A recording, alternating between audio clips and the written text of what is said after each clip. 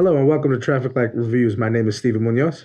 My name is Michael Munoz, and today's episode, we're going to be discussing the HBO miniseries Watchmen, based on the graphic novel of the same name, also based on the film by Zack Snyder that came out years prior of the same name.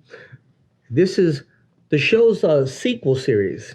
It has the same name. By the way, I've always had a problem with sequels that have the same name as the original. Even if there's like a 20, 30-year gap, I can't stand it. I can't stand it. Because now I'm going to be watching Halloween 1973 or whatever. Now, Halloween 2018, it drives me crazy. Anyway, getting back to Watchmen. Miniseries, 10 episodes on HBO. What did you think? I liked it. I thought it was pretty cool. I was a big fan of Watchmen because of this guy.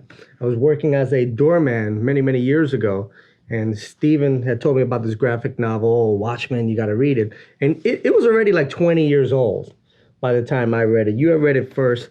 You were big on graphic novels. You were big on reading in general at that time. You know, you're always soaking up some knowledge. And I brought the graphic novel with me to work. It's like a Bible-sized thick.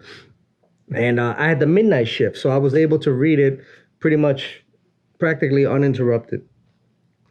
And man, it was a great comic. Great story.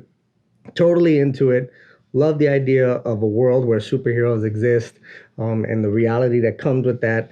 You know, their drama, their backstories, their sexualities, their interactions with each other. Some of these good guys are rapists, you know, like the comedian is a rapist, but he's like a hero to America.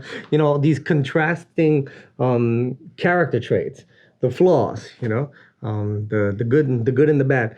The new show on HBO just, you know, compounds that and takes it to a 20 years later, 20 years later, 30 years later, and shows us a life where these heroes are not only outlawed, well, no, they're not outlawed.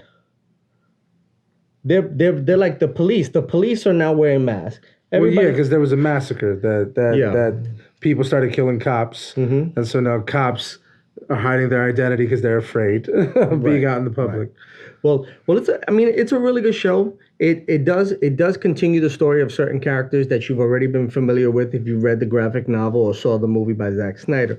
You know their backstories already. You get to meet new characters, a whole new generation of heroes, masked heroes, and we get to see some backstory for characters that we knew about, but never truly knew their stories, their personal stories, and we get that in this show. There's a lot of liberties that are taken, production liberties with certain characters that we've all grown accustomed to, certain backstories, certain nationalities. Certain characters turn from white to black. Some characters go from straight to gays. So it's all over the place, but it's really it's really interesting. I didn't find it confusing. Some people did. I heard that some people had a hard time following the show, but you know, if you sit down and watch it, I think you'll get it. It's very fun. It's violent. It's sexy. It's really interesting throughout. I love what they did with the characters. I have no issues with any of the changes. I found it very interesting, and it's a shame that they're not going to be making another season. At least that's just my opinion. No, yeah, well, I mean, HBO doesn't want to take a chance on anything it doesn't know that isn't good.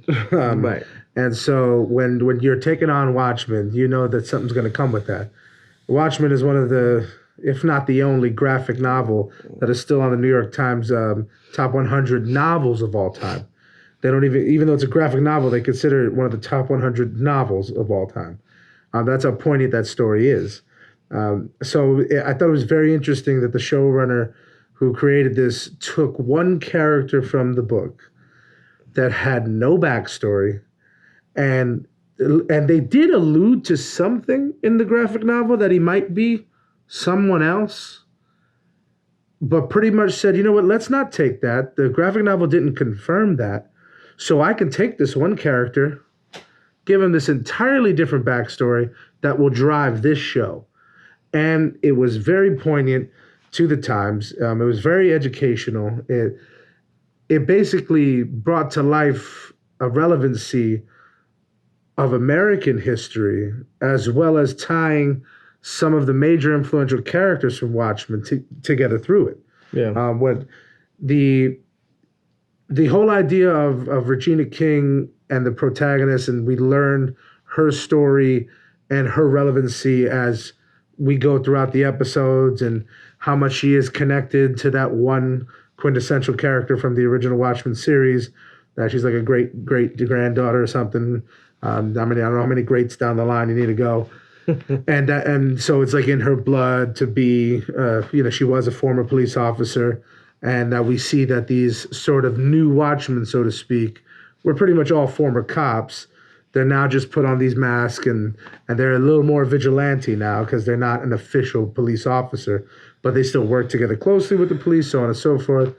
But the entire, I don't want to say entire, but yeah, it's pretty much the main motif around this show is racism and its history. Yeah. As you learn that some main characters, even though they're cops, that they are racist, and this is a big problem in that town. And yes, the Tulsa the Tulsa riots are brought up in this scenario because in being a sequel from The Watchmen, so we got to remember that at the very end, that the whole world comes together. The whole world is unified because of what Dr. Manhattan did. Dr. Manhattan scared the entire world into unifying. But particularly in this town that they're in right now, that we see in the show, it is not unified.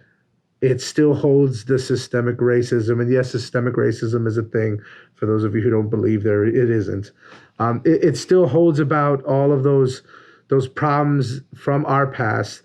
And this show did not hold back on showing that, on showing the history of what it took for that character to get through all of that, to get through all those murders in Tulsa, and then become a superhero. And even as a superhero, as a black man back then, be homosexual as well, and having to hide that.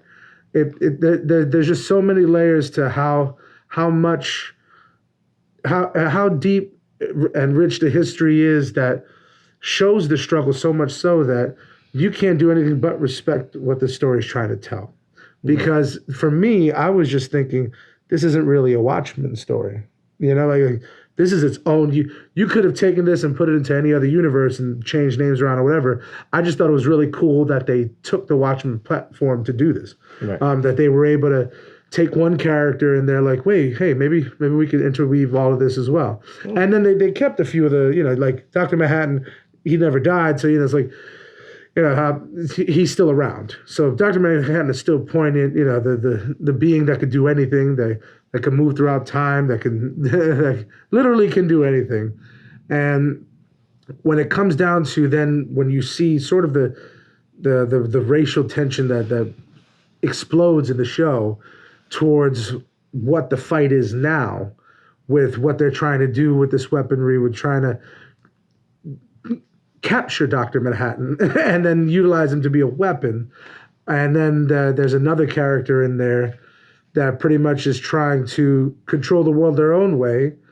It's very interesting once it all culminates, but the journey and how we get there, the revelations and reveals of different characters and their true identities and also their true intentions, it also, unfortunately, even though the book is supposed to have taken place like in 1985 or something, and that's when that event happened that changed the world. So this is coming like 30 years later, and the world never changed really. Even though we healed, there are still problems that persist in this world today. I really thought it was a good reflection of life not progressing as much as we thought, even in the event of something cataclysmic as that. Yeah. I mean, the show was. And you said something very interesting that a lot of people had a problem with, but you said it as a positive. A lot of people were very upset with the show because it did not feel like a Watchmen show. Like you said, it could have been any group of characters, but the story itself was just so good. A lot of people had issues with the changes, had issues with certain backstories. Some of it did feel preachy. Some of it felt like, okay, like we're hammering this message in your face, but we're trying to hide it, disguise it within this drama, series. We're trying to entertain you, but we're really trying to show you who you are, racist. We're really trying to talk about racism, but no, there's a Watchmen show, racism. But even with all these superhero movies that have ever come out, there's always the issue of prejudice that exists within their stories because they are different from the regular citizens of a town or a country or the world. They exemplify something that we're all afraid of, and what we're afraid of we don't understand, and what we don't understand we don't like, and what we don't like we want to get rid of. And a lot of that is in this show. And the show does have, let's put it, the show does have a definitive ending, which is good. I liked it. I happened to almost not see the whole show. Like I saw the second to last episode and I thought that was the last episode and I freaked out and I was just like, there is no ending. And then I finally got to see the last episode. I'm like, there is an ending, but there's also that hint of what if, and me personally, I'm tired of it. I'm tired of shows, movies that have that what if ending. Like, okay, we ended it, but asterisks, like maybe we might continue. Continue if you can. Don't continue if you don't want to. Give me a whole story. And I got that from the show. Yeah, so definitely if you guys have HBO or HBO Max, I'm definitely giving this a green light. More so that, yes, it is very sensitive to a lot of different adult content and subject matter. So yes, this isn't something for kids necessarily. No. But yes, if you have the time, check it out. Yeah, green light for me too. Check out Watchmen on HBO. So thank you guys for watching this episode. Feel free to leave any comments or what you specifically thought about Watchmen as well, because yes, I know that this shows a lot of mixed feelings between true Watchmen fans and non-Watchmen fans alike. And don't forget to like and subscribe, and you can follow us on Twitter and Instagram.